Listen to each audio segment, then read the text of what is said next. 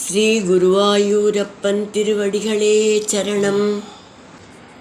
இன்னைக்கு இந்த தசகத்தோட 7வது ஸ்லோகத்தை பார்க்கலாம். முதல்ல வார்த்தைகளை பிரித்து சொல்லலாம், பிறகு ஒவ்வொரு வரியும் சேர்த்து சொல்லலாம்.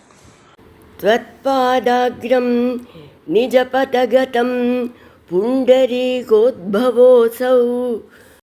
த்வத்பாதாக்ரம் நிஜபதகதம் புண்டரீகோத்பவோசௌ. குண்டீதோயைரசிச்சதபுனாத் யஜ்ஜலம் விஸ்வலோகான். குண்டீதோயைரசிச்சதபுனாத் யஜ்ஜலம் விஸ்வலோகான். ஹர்ஷோத்கர்ஷாத் சுபகுநன்ருதே கேசரைருத்சவேஸ்மின். ஹர்ஷோத்கர்ஷாத் சுபகுநன்ருதே கேசரைருத்சவேஸ்மின். பேரிம் நிக்னன் புவனமச்சரத் ஜாம்பவான் பக்திசாலி.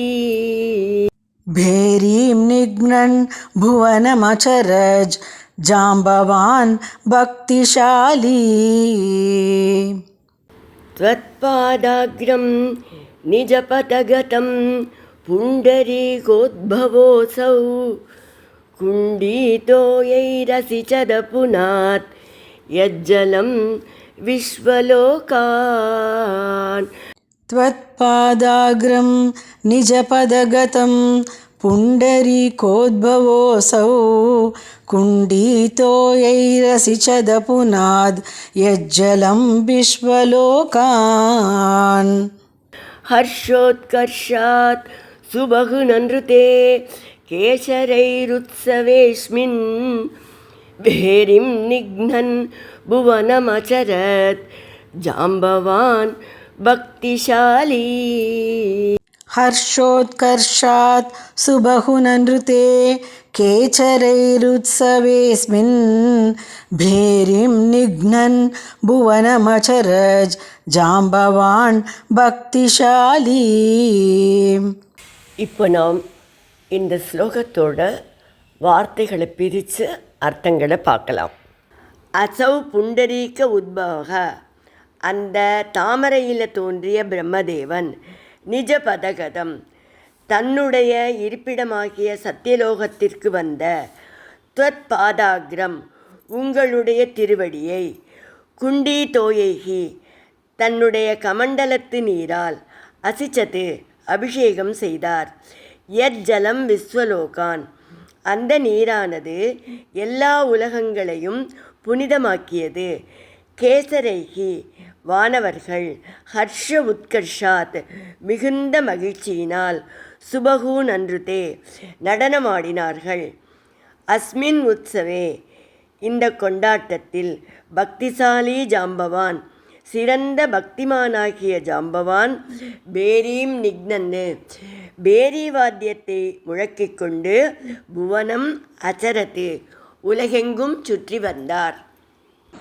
இப்போ இந்த ஸ்லோகத்தை முழுவதுமாக பாராயணம் பண்ணி இதோட முழு அர்த்தத்தையும் பார்க்கலாம். த்வத்பாதாக்ரம் நிஜபதகதம் புண்டரீகோத்பவோசௌ. குண்டீதோயைரசிச்சதபுனாத் யஜ்ஜலம் விஸ்வலோகான். ஹர்ஷோத்கர்ஷாத் சுபகுநன்ருதே கேசரைருத்சவேஸ்மின்.